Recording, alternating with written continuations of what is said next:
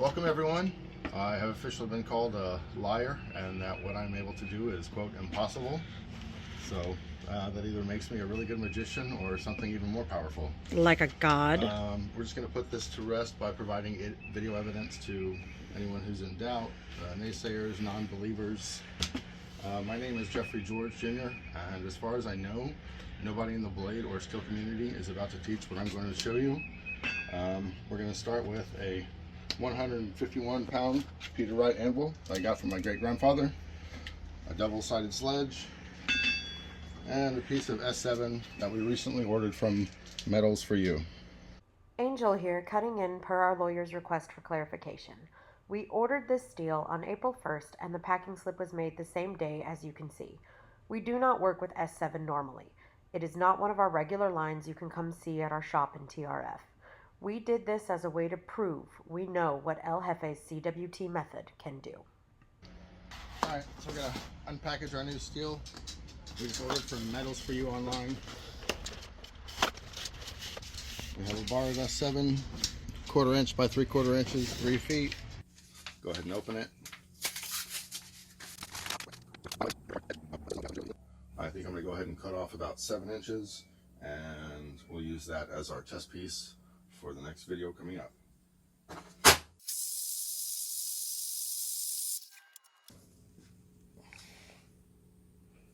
Alright, now that we have our piece cut, we're going to go ahead and put it in the Rockwell machine, see what we test at, being a raw and annealed piece.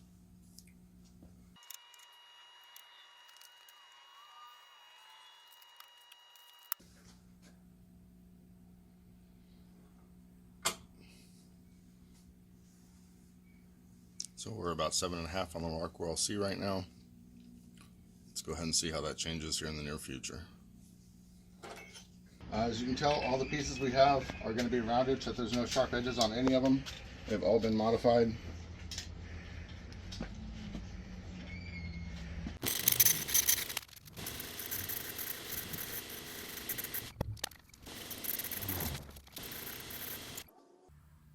And now our bar is clean of all scratches.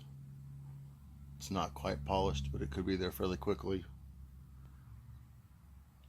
And now we're ready for the next step. We're going to go ahead and start a timer so we can show y'all how long this takes. And we're going to try to keep a camera on the whole time so y'all can get the whole process.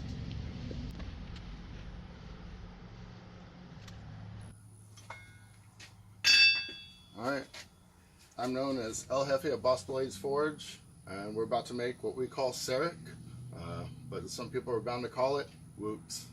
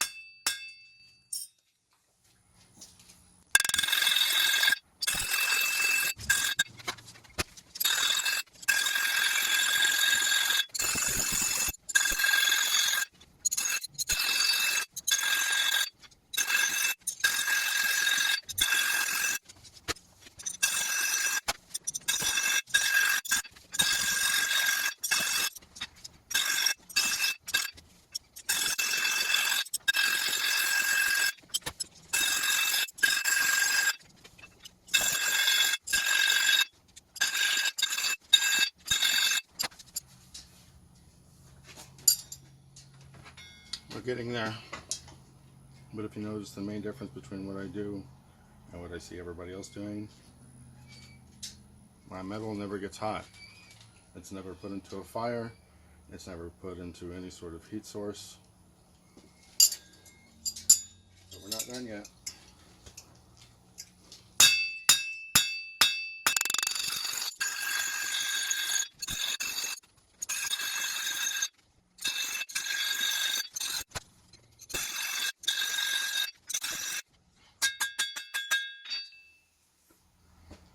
As you can tell, this is why we have to modify the anvil and the hammers, because when we ground the steel like this,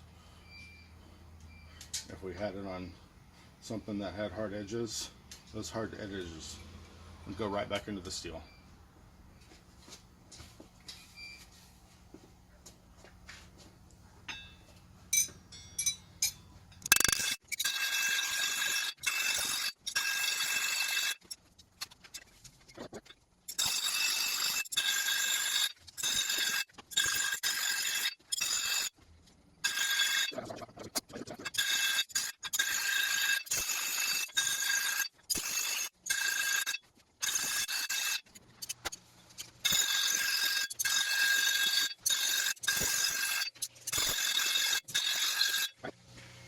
Alright, we're getting close to being done with what I call cold work transformation. For obvious reasons, it's cold because there's no heat source applied. It is a lot of work to get this far. And of course, as you can clearly tell, that was the start of our initial bar, and it is truly transformed into something that most people would only think could happen with the addition of fire or some other heat. We're almost done with the hammering.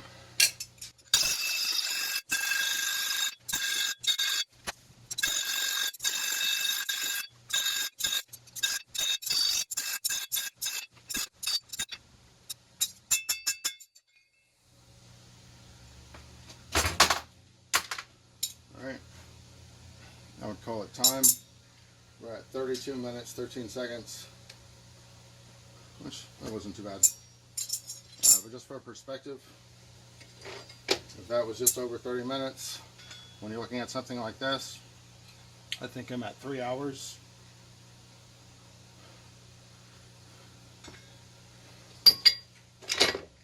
Alright,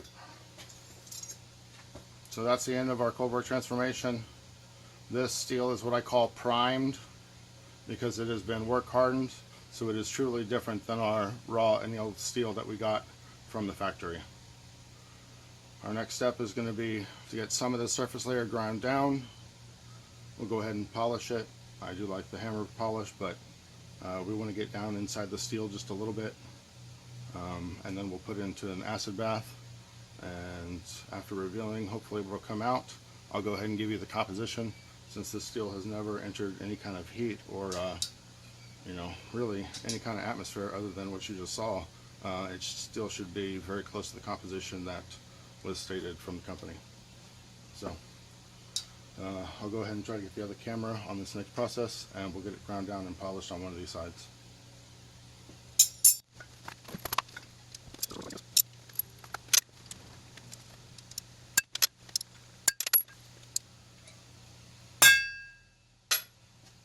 Alright, go ahead and mark this just so that there's no way I'll be able to replicate this. This will be the same piece of steel throughout the video. KMA, kiss my abilities. Alright, next step.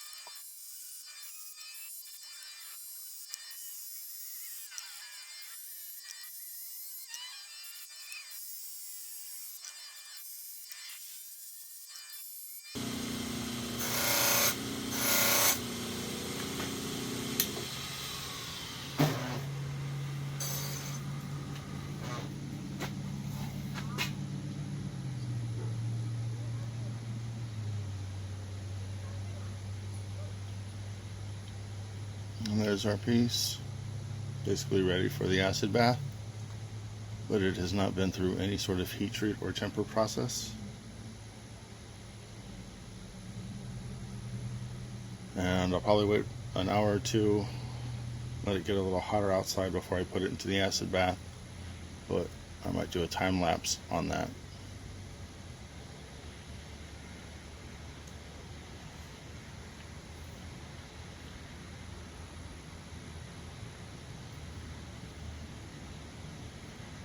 Alright, very good.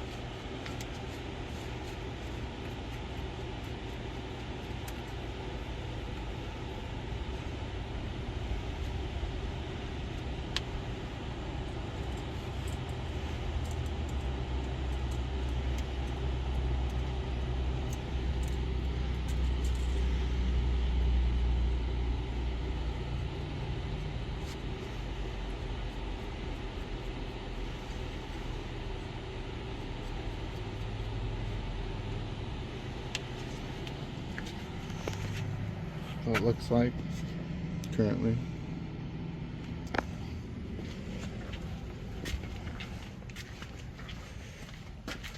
Let me get around.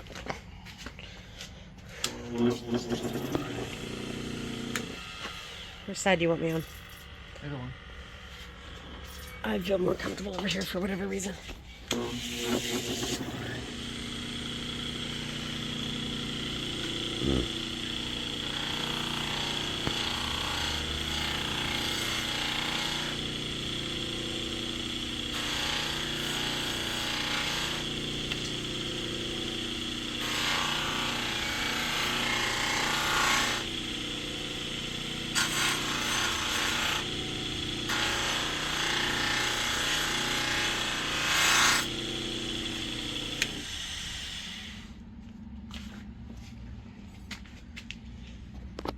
I think I need a buffer. Yep, okay.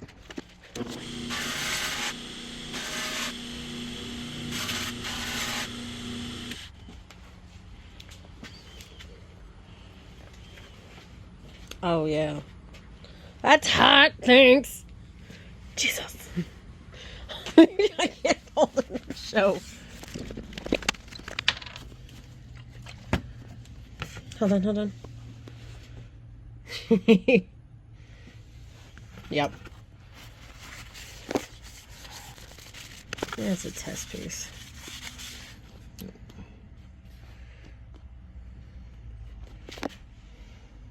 It's hard to film this.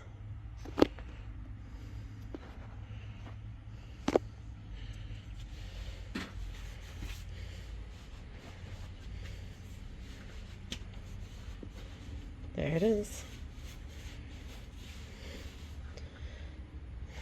Right, so to prove that this is still a unheat treated piece, it's not like how clean it is, but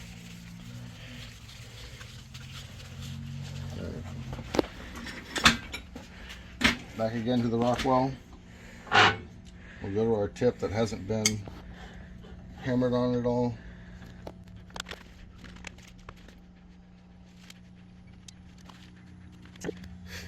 That's nothing. We're at like 8 Rockwell. Alright, so it's still really soft essentially. And then we're going to go ahead and test our hammered piece. What's been work hardened. Put through Boss Blade's cold work transformation.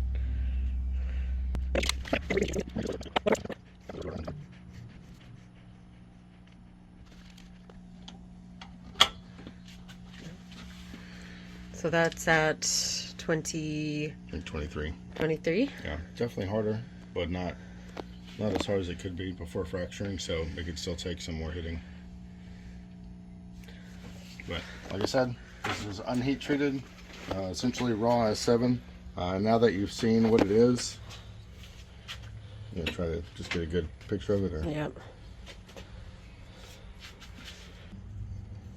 All right, what we have here is a piece of work hardened Super S7, and the specs from the factory, composition wise, were 0.489% carbon, 3.195% chromium, 0.004% tungsten, 0.617% manganese, 0.273% silicon, 0.160% copper, 0.208% vanadium, 1.326% molybdenum, 0.226 nickel, and a trace of phosphorus and sulfur.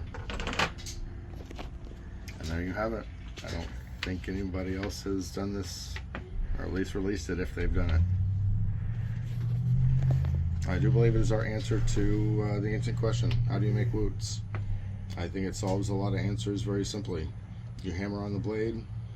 Now granted, we call our Seric because this is a modern composition. It is not the old billet method, so I don't want to call it Wootz Damascus for that reason. But I think there is a lot of similarity, and I do think it was the biggest factor in how to achieve it. If it's not broke, don't fix it. Not only do we have pretty patterns, but I have created extremely tough blades, and all of them have been, I would just say, worthy. They've all been able to be extremely high, just performance rates. That's it.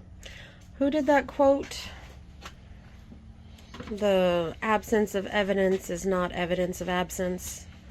Who was that? Carl Sagan. Carl Sagan, that's right.